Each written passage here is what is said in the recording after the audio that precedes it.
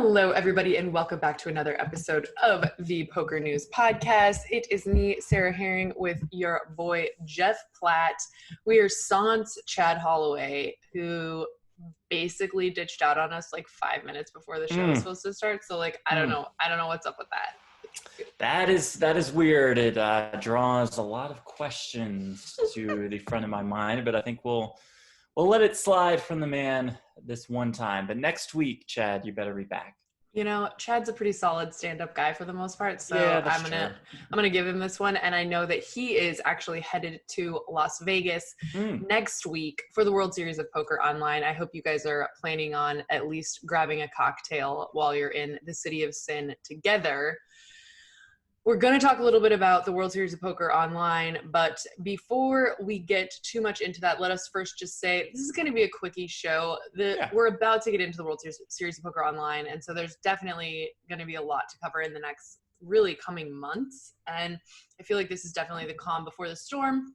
That being said, Jeff, you're about to fixing to go into work, like in 10 minutes after we finish the show, am I right? Right. About to go to the Poker Go studio, and Sarah, I'll fill our audience, and I know you've been locked in on this coverage of the Poker Masters Online PLO series. So we've had the Poker Masters in the Poker Go studio over the last couple of years. We've seen Stefan Sontheimer, Aliam Shurovich, Sam Sabirel win that coveted purple jacket. Had the Poker Masters Online a couple months ago. Alexandros Kolonius won the purple jacket. He won a $50K bonus. And so now Party Poker and Poker Central have teamed up for Poker Masters Online Pot Limit Omaha series. Some of the best Pot Limit Omaha players in all the land, and some 10Ks and some 25Ks and a 50K main event. The winner of this series will also receive that coveted purple jacket. They'll receive a free entry into the main event, which is valued at $51,000. I'm on the call with Joey Ingram. Sarah, we are on PokerGo's Facebook page. We are on Poker Central's YouTube channel, and good turnout so far. Good times. Yeah, I do want to say I dusted off the old IG for about 20 minutes yesterday. I was like, it's time to just dip my toes in and see if it's if the temperature's cooled a little on the social platforms. And I did see my boy Joey posting about Jens.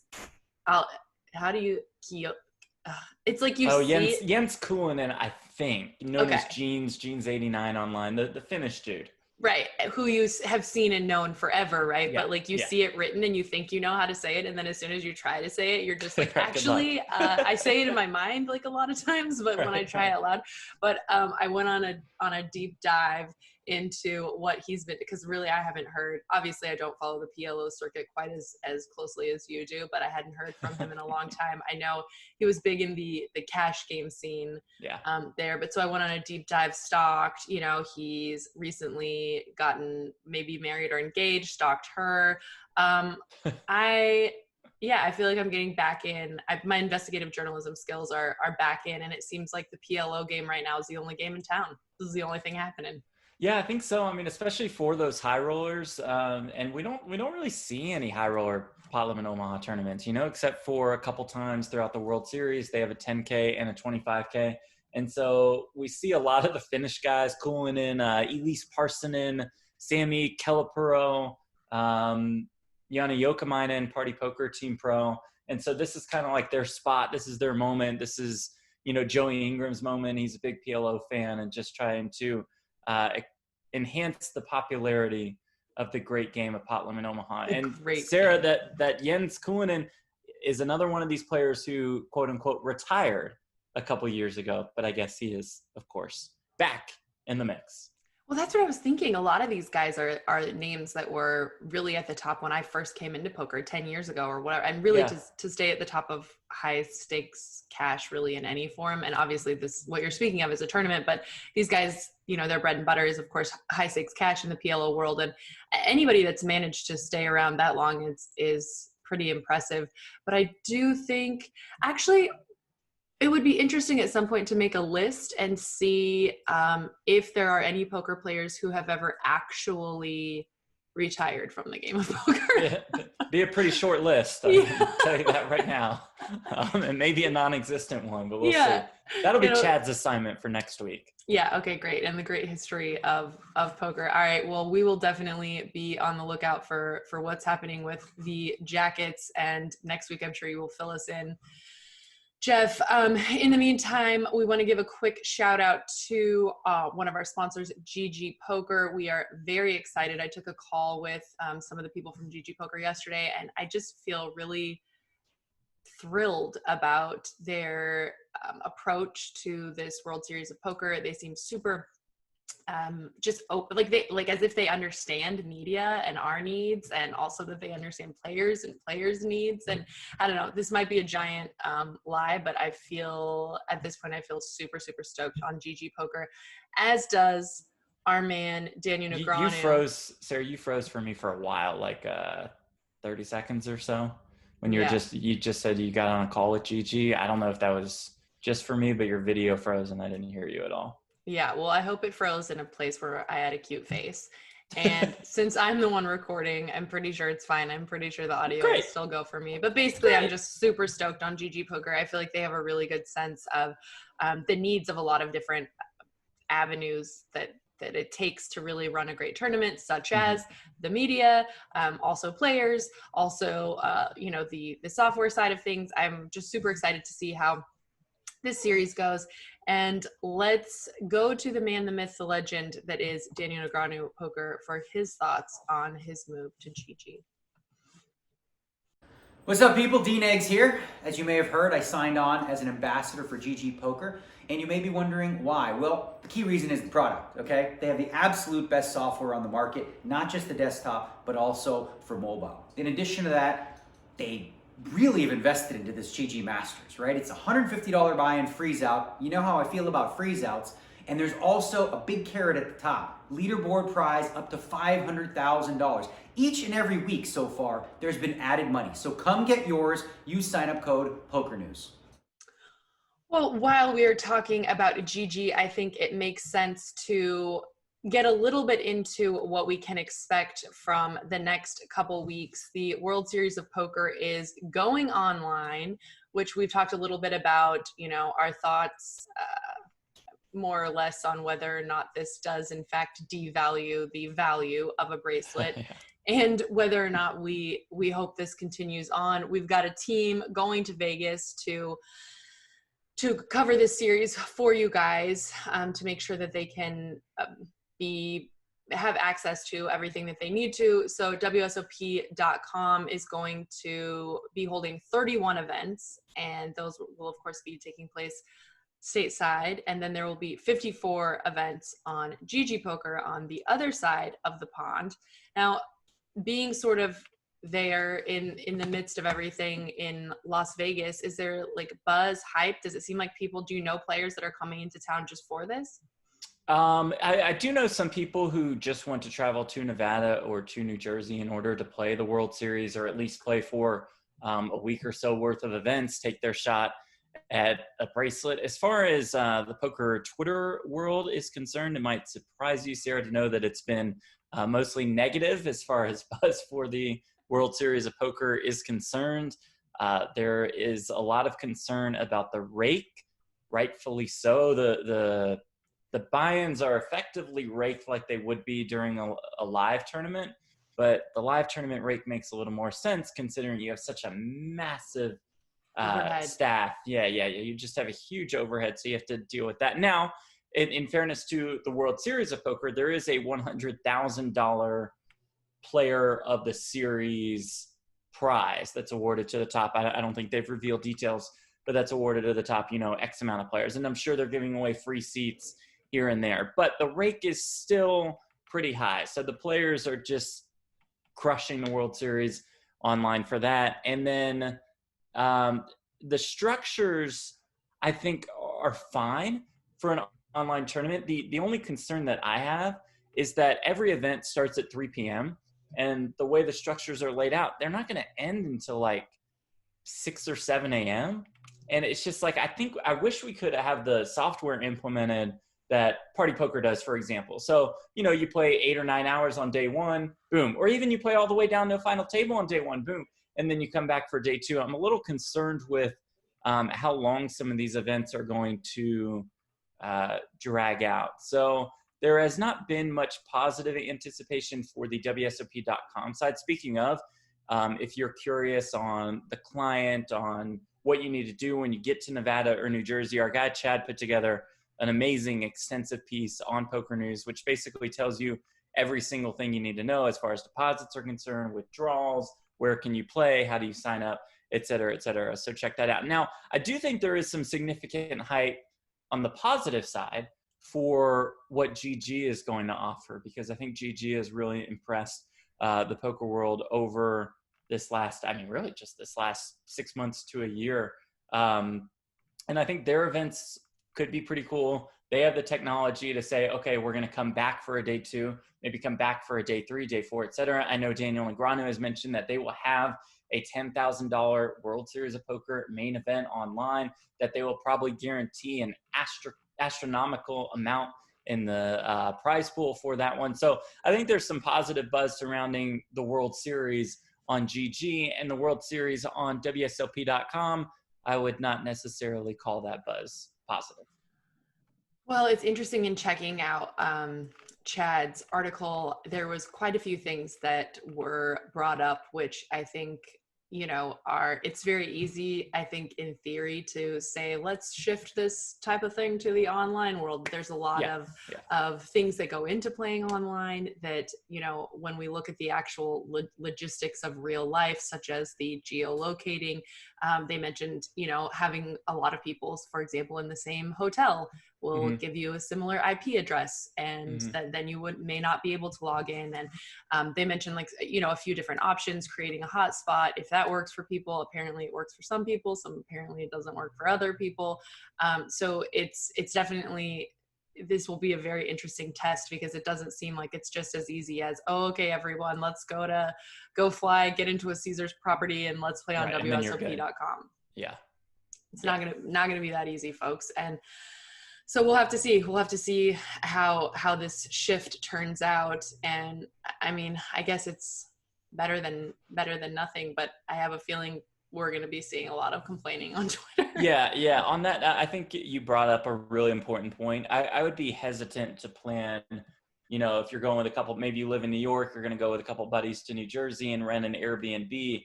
I'd be really hesitant, because like Sarah just said, if the place has the same IP address, you won't be able to play in the same tournament.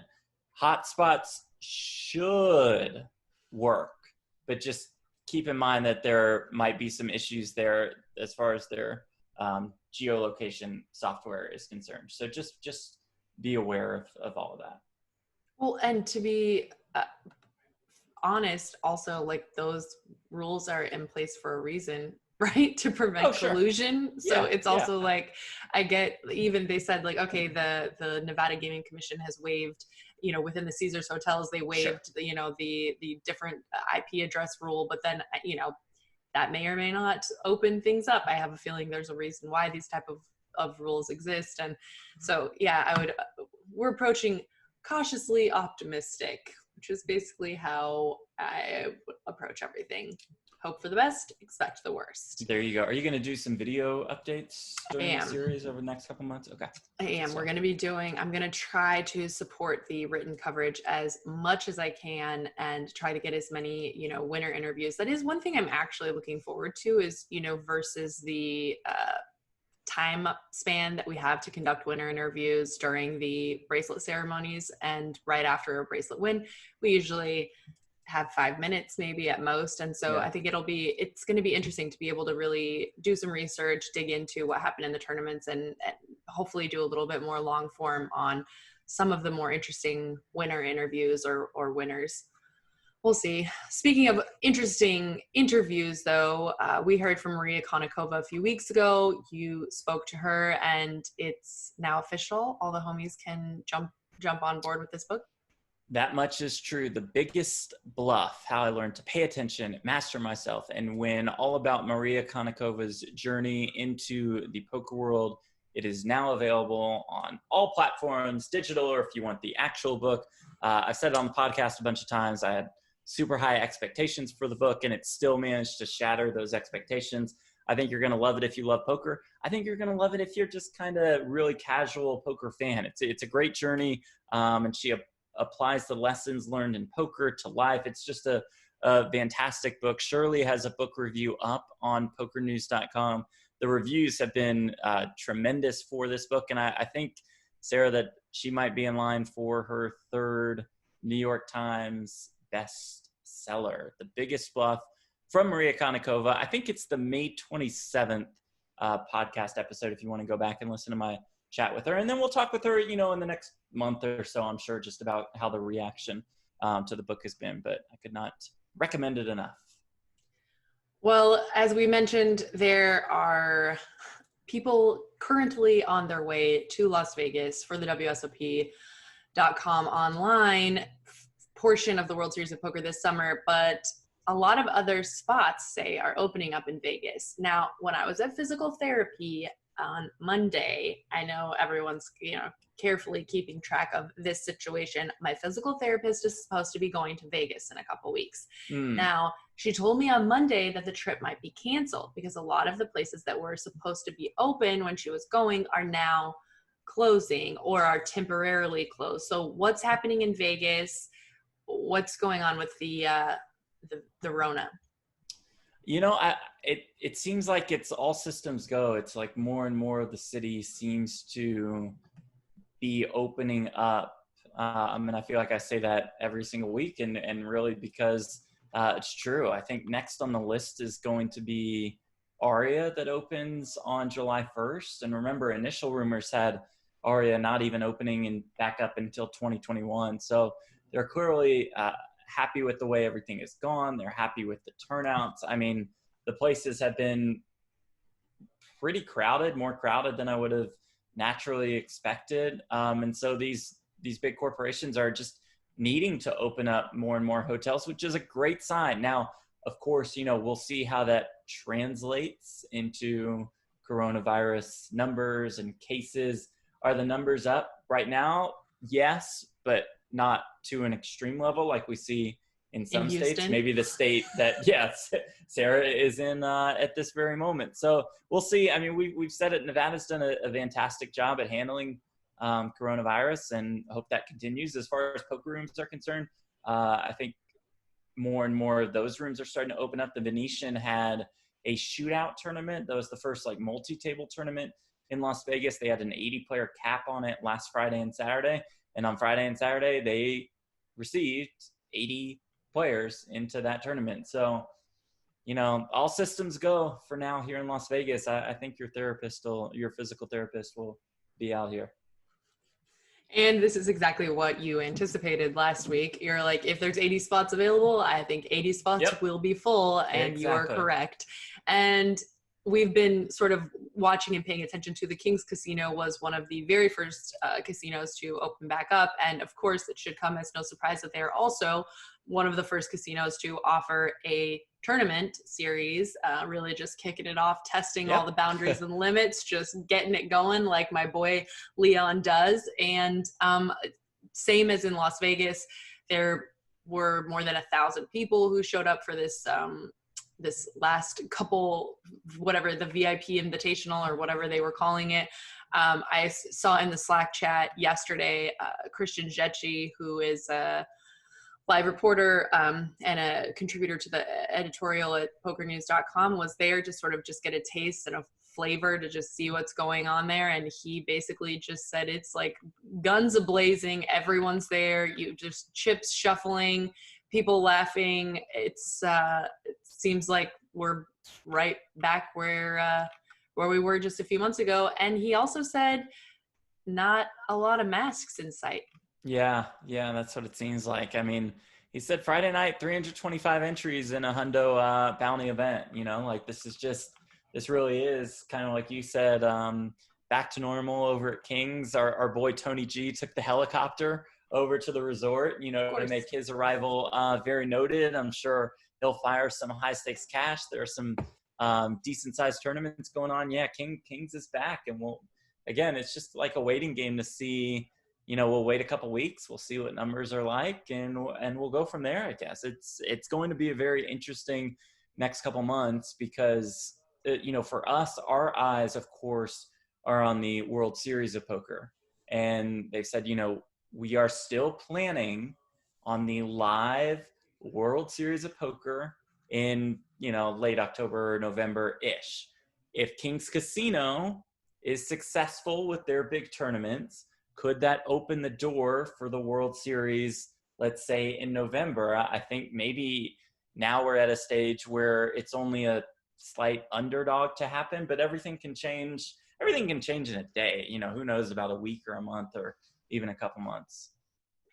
It's just so hard to keep your I hate the expression finger on the pulse, but really, it's really hard to keep your finger on what's going on here anymore. It's so crazy. Same thing. I'm looking at the numbers in Houston. They're like, 97% of beds are at capacity.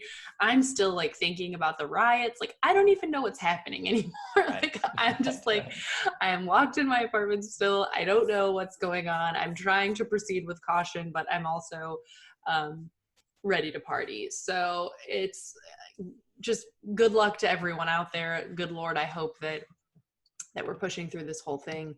And, if it was a giant scam, I really hope it was. I really hope that that's what was going on and we can all just move forward. If not, I really hope that nobody gets sick. Now, we've got one more story to cover before we were joined by RecPoker, whom I was on a Zoom call with the guys from RecPoker last week. They've been continuing to have home games and continuing to sort of, promote the love of the game, even in spite of the situations that we're in. And also, even I was talking, some of the guys have plans already to go to Vegas to play. They're all super depressed, of course, that they're not able to compete for the traditional bracelets, but we will get to them in 1 second. But before that, let's talk a little bit. Fedor wins the Summer Series High Roller event. Yeah, just another one of these retired players. Fedor Holtz coming in, firing a high roller, firing a 5K on PokerStars as part of their Summer Series. That high roller, the 8 max 500K guarantee. Of course, they blow that guarantee out of the water. $745,000 in the prize pool. Some of the best. And of course, Fedor comes out on top. He beats João Vieira. Heads up for the title for more than $155,000. That's just kind of what Fedor does. There you have it, the champion. So true. And I feel like João Vieira, we've really seen him, really in the last 2 years or so at the top over and over and over again.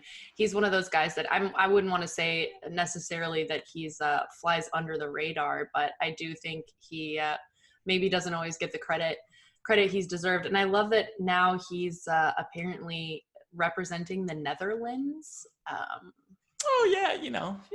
don't know. I'm fairly he's certain. Comfortable in his travels. Yeah, I'm fairly certain. But yeah, really a really sick final table, and it's just so impressive to see Fedor just continue to crush even in his semi-retirement, if you will.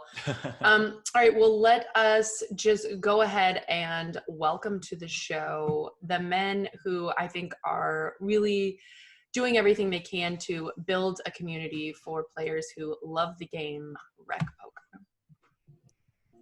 All right, everybody, I am back and joined with some of the key faces from RecPoker.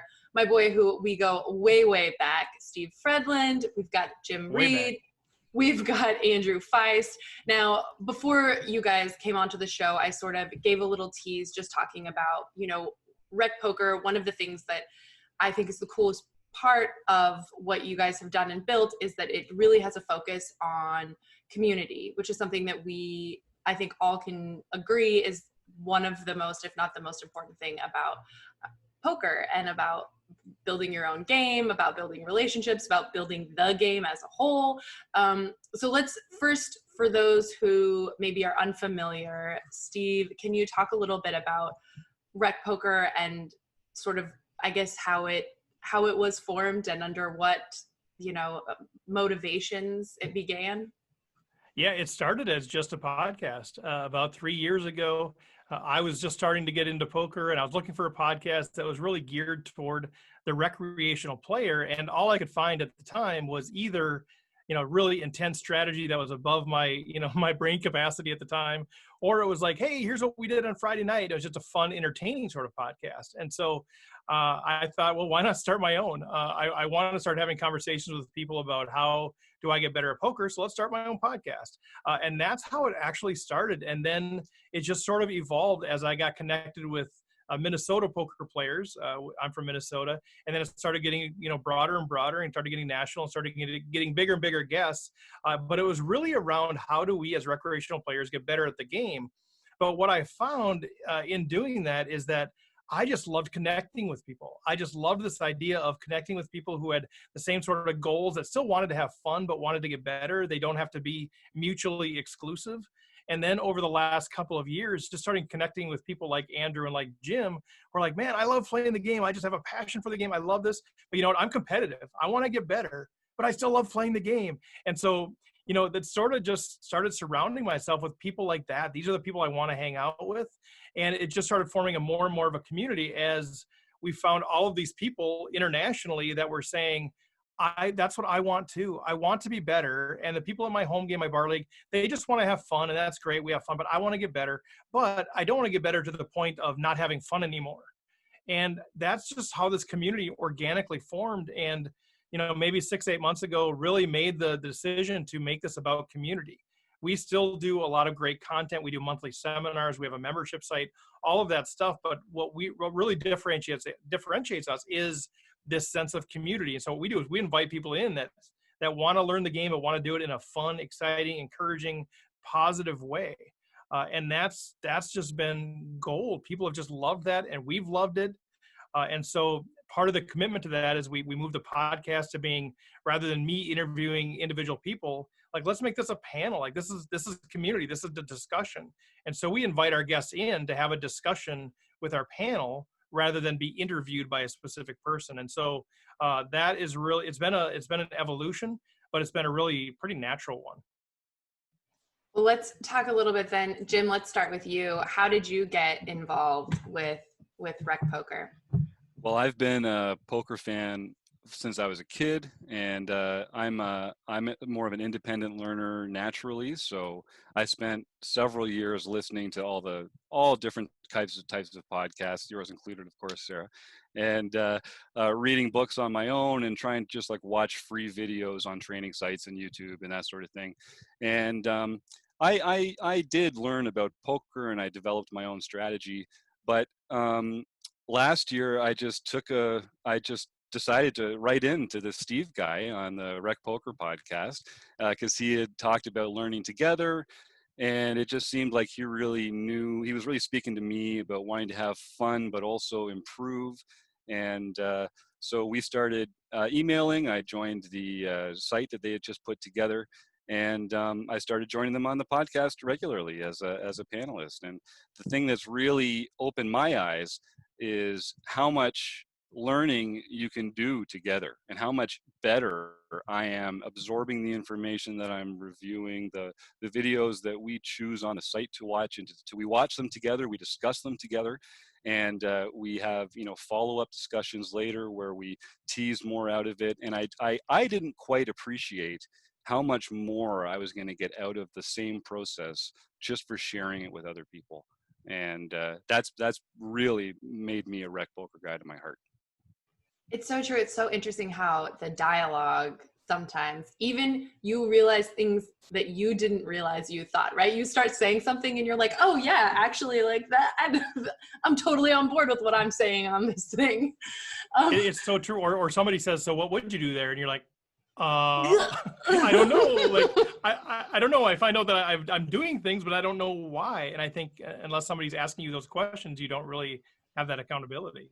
So true. So true. Well, before we get too deep into it, Andrew, give us, what's your backstory? How'd you get connected? How'd you get drawn in? Well, I always liked poker. I played poker when I was 16, and I know it was a long time ago. And we always had home games. But then I really hadn't played a whole lot until, I don't know, a little over a year ago. and I started looking to try and find something to make myself better, because I could always get to a certain point. I wasn't good. I wasn't making money. But then I was looking around and found RecPoker podcast. And it kind of so happened that I ran into Steve at a poker table at Running Aces. And he had raised pre-flop. I had shoved for 11 big blinds, and he was thinking about it. And I said, I just started listening to your podcast. And he goes, what should I do here then? So that was the introduction to Steve Fredlund. And, this year, a little bit earlier this year, I approached him and said, hey, I want to be more involved with the community. I want to be more involved with RecPoker. What do you got? And it's been awesome ever since. And that's kind of just how I invited myself into the family. So I love it. You've got to show that initial, yeah. interest to get involved. Well, Steve, we've talked a lot about one of the things that you guys as sort of a crew look forward to is like bringing people to the World Series every year. Of course, the World Series is what we all look forward to every year. And Andrew, last week when I came on to talk to you guys, you had mentioned that you were considering coming to Vegas to play the online series, which is going to be launching in like a little more than a week now, maybe a week. Gosh, it's happening so fast. And we were just talking earlier on the show about, some potential issues that we see with, the WSOP.com online series outside of does this change the value or whatever, just some actual logistical issues. Are you still planning on going? If so, or if not, what is your kind of thought process in looking and deciding? I was actually talking with my buddy this morning about this, and with overall the rakes are being a little bit higher. That's kind of a big concern that we've had. It's not higher than what it would be live, but for online, it's kind of interesting. But our big concerns are, especially with the way things are kind of going on with the pandemic, it's hard to justify trying to go there to play poker, because this is real life stuff. So it could actually affect. I have 2 at-risk parents that are here that I don't really want to bring anything home to. So, I mean, that's my biggest concern. We're kind of on the fence. It's probably about 60-40 that we're not going anymore, but it stinks because we really want to go play poker. But I mean, that's kind of where we're at. I looked at flights; they're cheap. So even if we decide to go next week, we could go. But with being the logistics of where you would have to be on a Caesars property, where you can still have the same IP as somebody else, that's an issue we run into too. So you would have to be a Caesars property, otherwise we couldn't both play. So there's just a lot of kinks to work out if we decide to go. So we're still on the fence, unfortunately. And this is something that I was trying to figure out also, because obviously the IP address rules are put in place for a reason, right? To prevent collusion. And then I also can understand from a logic perspective, okay, if everybody's going to be playing from hotel rooms, we need to eliminate this rule. But then also, how do you then prevent collusion if you are eliminating this rule? If you get 6 guys or 10 guys together in one space or one room, or I don't know. And I'm curious too with the rake situation. And WSOP.com, we have a very close relationship with them. We obviously have a good relationship with WSOP, so I'm not trying to throw shade here, but how they are publicly justifying the rake in an environment where obviously, I'm wondering if, because a lot of the people at the World Series of Poker are furloughed, and I guess I'm not 100% sure how they pay people from that type of job situation, but obviously there's less people right now, right, on the dole, on the salary. So I'm a little bit curious as to how they're justifying all of it. Steve, Jim, you guys are not planning on going, right? No, I'm not planning on going. I was planning on going live, of course. I just turned 50, and so I was so fired up to go play the seniors tournament. But no, I don't have any inclination to go play online in a hotel room or anything like that. As much as, man, I'm going to miss the experience for sure. And I actually had this whole trip planned. I just turned 40, and my good friend and my wife had already made some accommodations in Vegas, and we hadn't booked flights yet. But this was going to be my first WSOP. So yeah, I've regretfully delayed it, but I don't think you're going to catch me in Vegas this summer in a live card room. As much as it's a dream come true bucket list item for me, maybe I just should have played the Steve card, circled 50, and then I can go down and play the seniors event. Dude, the seniors is so crazy. It's so big. It's so big. It's I know. So crazy. Seems so fun. Yes, I know. I mean, I think, well, from a coverage standpoint, I think it's always one of our favorite things to cover every year because it's just such a good crowd. It's just such good, fun people who are having a good time, but also who have been playing poker for a while and know what's going on and are there to have a good time.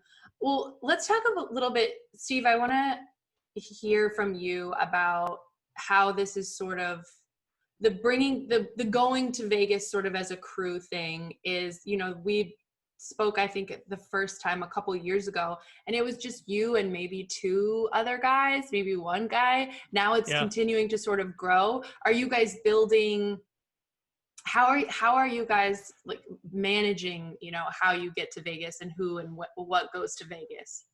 Yeah, I think when we talked, it was just a couple of years ago, and we had just started. It was actually just a buddy that came with me. He wasn't really like a big RecPoker guy. I was kind of doing that on my own, and so Stacy and I just chatted with you. And then, the next year, a couple other people are like, "Hey, we should go out together." And so, the last couple of years, it's gotten a little bit bigger. We haven't made like a full-blown RecPoker thing, but this year I was planning on doing that. So, we get a condo, and the next year we got a little bit bigger condo. I think we had like 7 guys. That had come out there, and just everybody kind of does their own thing, but it was super fun. And we talk about community learning. I mean, there's you go back to the condo and you're all doing your own thing, but when you get back there and there's a few people there to kind of run scenarios past or to commiserate with or to celebrate with, man, that just makes the experience so much better. And so this year was going to be the year we kind of planned on, do we rent a house? Like, how big do we get this thing? Do we do a house for the summer and then just have people kind of coming in and out of it? So, it was pretty early on, by March, we knew it wasn't going to happen, or we weren't at least going to have the time to put this together.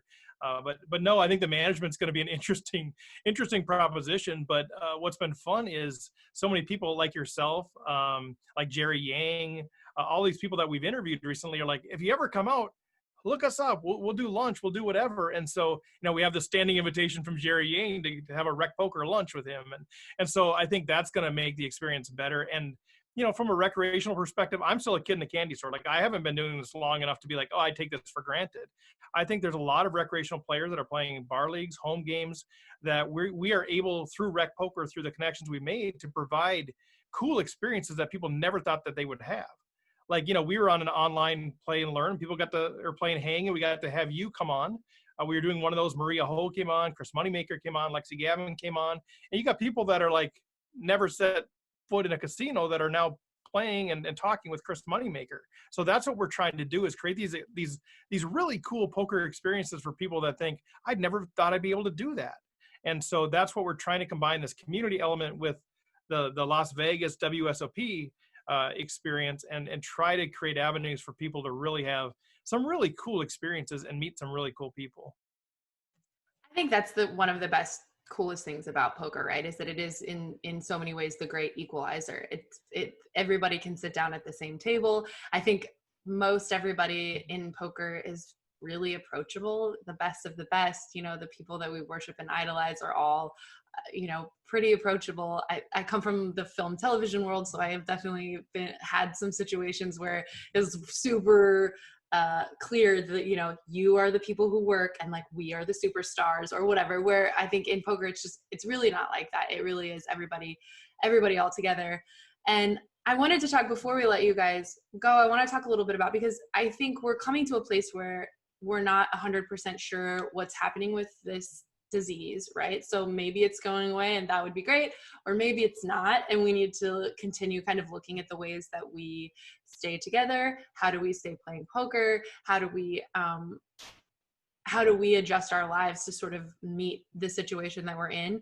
And you mentioned, last week I got to come on and see you guys playing a game all together, but so you're playing on like a Stars home game for free, but then you're all in a separate Zoom call, like trash talking a little bit and playing with each other. And I think you guys are clearly at the forefront of sort of what needs to happen in poker in general in order for us to kind of stay together and also keep playing the game that we love. So can you guys talk a little bit about what are some of the things and how our people who are listening can get involved if they also want to play and be a participant?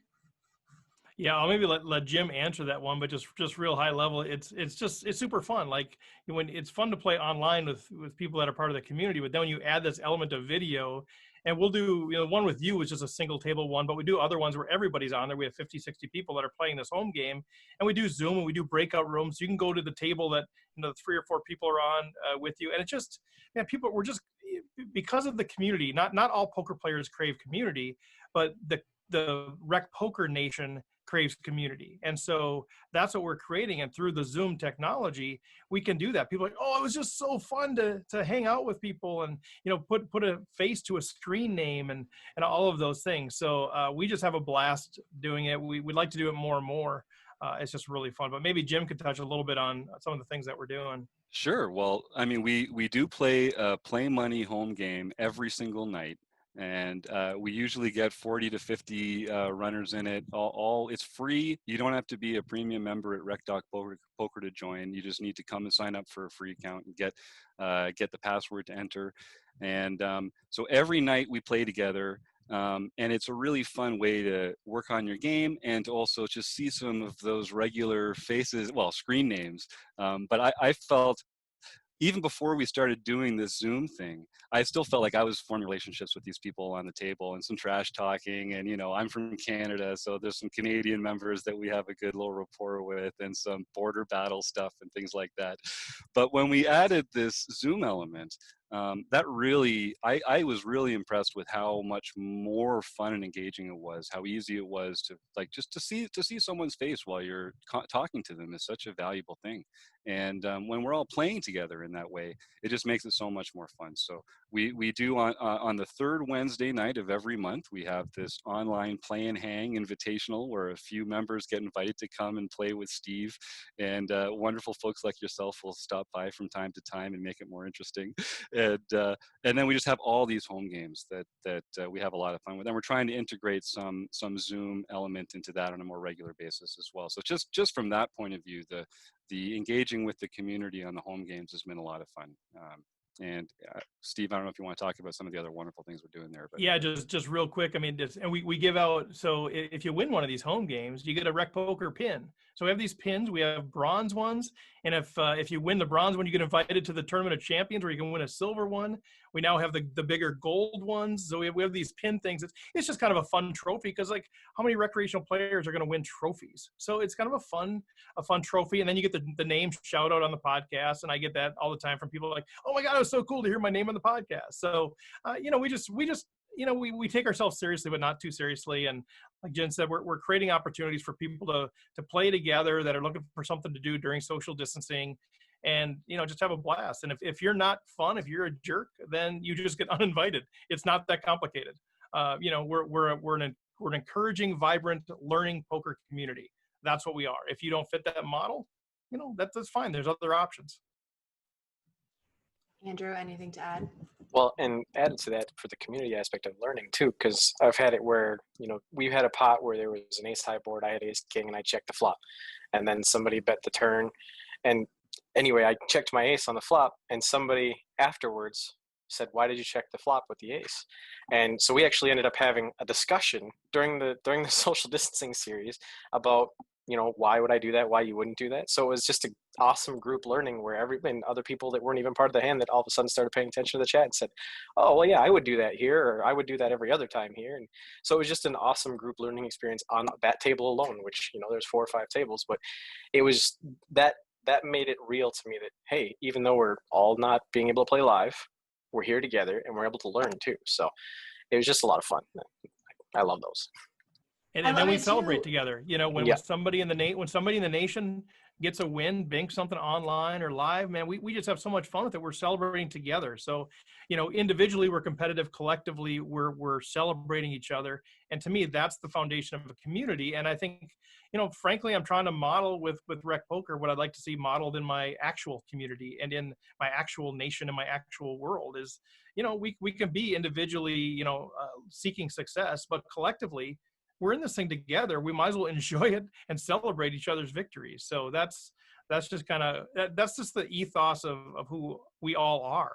So I think it just comes out naturally. And for some people, they're like, that sounds gross. That's dumb. That's fine. There's plenty of other communities, but if that's attractive to you, we're here, we're hanging out. You're welcome to be a part of it. I love that. And I think there's so much, especially in poker, with this, we have like the solvers and GTO, and I definitely have had lots of experiences playing where I felt judged, or felt, even having conversations with people where I felt, really below the level, and, that I think creating just a space where you're able to say, hey, this is why I did this, or hey, I wouldn't do this, and this is why, and just making that okay, like not having to have it be like, well, this is the for sure answer. Because the funny thing is, and it's, we had Helmuth on last week, and Helmuth is just being Helmuth, and, name dropping and doing all the things he does, which I just love. Like, he's just himself no matter what. But he said, I have to do what's right for me, and that's what works for me. And he's like, I spent like 4 to 5 hours, researching GTO, and all it did was make me think about what all these guys are doing and why are they doing that. And like, then I came back and won a bracelet the next day because, I had to stay like real to me. And so I think it's important to remember that there isn't just like one right way or one right answer. There isn't just one thing that you are supposed to do in any spot, and that every situation is so unique. But I do think, especially in poker, and I think probably because there's a lot of insecurity about how good we are, or, whatever it is, that it makes you even more sure, like, no, for sure, this is what we have to do, for sure. But having a space where you can feel comfortable to have those conversations, I think is really rare and really important. And it's huge. Sorry to interrupt you. It's huge, but we've had people join the community that have like kind of come in with trepidation. And they're like, I've been part of these communities before, and I ask these questions and I feel like I'm going to get obliterated, or I do get obliterated. And so, they've had to kind of warm up, and now they're people that are really heavily involved. They're asking questions. They're saying, here's what I did, because they know they're not going to face the wrath. And the beauty is we have some amazingly talented players in our community. I'm not one of them. I'm trying to be. But these people that are amazingly talented are humble in the perspective of, if somebody brings something up and it's clearly a really bad play, they're not lambasting them. They're helping them understand why it's a suboptimal play. And they use that sort of language. Like, that's one way to do it, but here's a way that's probably going to lead to a higher profit over the long run. Right. And just that sort of communication versus, I don't know, like we mentioned, I want this to reflect society. Like, I don't want to live in a society where it's right and wrong, it's black and white, and you're either on board or you're an idiot. That's just not a society that I want to be a part of. You either believe what I believe, or you must be an idiot. Right. There's my way and there's the wrong way. And I do think that can come across with some poker players. And again, those people can have massive followings because some people just want that. They need to be reprimanded to be able to make the right decision. That's what you're looking for. That's what you go to. But what we're really trying to build here is just this mutually respectful, safe place to wrestle with how do we become a better player. It was so crazy. Christy Arnett was here last week, and she was saying she had held a meetup game online, and she was saying that they had kind of, however many, there was like 3 or 4 tables, and they had all agreed to do a bomb pot. And that she said that she had people later approach her and say, thank you so much for saying what it was, because she said, okay, so we're going to do a bomb pot, but before that, does everyone know what it is? Does everyone understand? And that people had messaged her and said, like, hey, thanks for explaining that, because I felt really stupid asking. And so then you can imagine, like, this is a situation which changes the whole dynamic of something, right? Like, you agree, you're like, yeah, okay, bomb pot. And then you're like, oh, what's a bomb pot? Like, I don't even know what it is. But to open the doors where it's like okay to say, like, hey, if you don't know, if you don't feel safe to ask that question, I feel like you can get yourself into a lot of really bad situations. So creating just a space where people feel okay to ask the questions and to get the answers that they need to become better poker players is really hard to find. I think really, really rare and really hard to find. And so tell everybody who's listening, if they want to find you, if they want to join, if they want to be a part, recpoker.com is the easiest way to get involved. Yeah, actually rec.poker. So we were able to get that website, which is super exciting. We've had it now for a little while. So just go to rec.poker. Depending on when this airs, we're like in the middle of a relaunch, and we are unbelievably excited about this new site that we're introducing. We've had a phenomenal Mark down in Texas, one of the guys that's connected with us, done a phenomenal job of building this site, and we could not be more excited about releasing it. So depending on when this airs, the new one will be out there. But just rec.poker, it's got everything out there. If you have any specific questions, steve@rec.poker. I'm always available, always accessible for any questions that people have. But man, we're not hard to find, but we have fun. I'm just so excited. I appreciate you guys coming on so much. And so last minute, I was just like thinking, I'm like, oh, who do I want to have on this week? And then I was thinking what a great time I had with you guys last week, and how I think so many people who listen to the PokerNews podcast can totally relate to and connect with and would really benefit from this type of community. So you guys, if you're listening, definitely check it out, rec.poker. And you guys individually, where can they find you guys on the interwebs? Well, you can reach me at jim@rec.poker, or you can find me on Twitter at Hold'em_Steelers, my two favorite things in the world. Ooh. Yeah, I was like, oh, that's going to get us. They either love it or hate it for sure. Andrew? Andrew at rec.poker. And then on Twitter, I'm Feist Andrew 412. Feist is the last name. So that is where you can find me. Deal. And just a quick shout out to you, Sarah. Edit this out if you want, but I mentioned this before. Like a couple years ago, we were just sort of this fledgling podcast, having a lot of fun, doing our thing, and then you guys caught wind of it, said, "Hey, well, let's have you guys on the Poker News," and we were out there in Vegas, did that really quick appearance, and that really helped catapult us into kind of the next level of things. So I just want to thank you and Jeff for having us on for that deal. It's been a tremendous connection for us to have over the past few years. Love what you guys are doing with Poker News. Hopefully you keep going. I know your world has changed dramatically in a number of different ways, poker related and family related and health related. And so hopefully you can get things squared away there. But seriously, mad props to what you guys are doing there. It's great stuff. Well, I still remember that conversation, because it was one of the conversations where we did talk about the things that brought us into poker and the things that, I love about poker and what made me fall in love with poker. And I think that's probably why a lot of people related so much to the conversation and were able to get on board with what you're doing. I think there was definitely a need in the community that RecPoker has answered, and I just hope it continues to grow. No doubt it will. And shout out to the homies in Texas, filling up the websites, making the websites go down.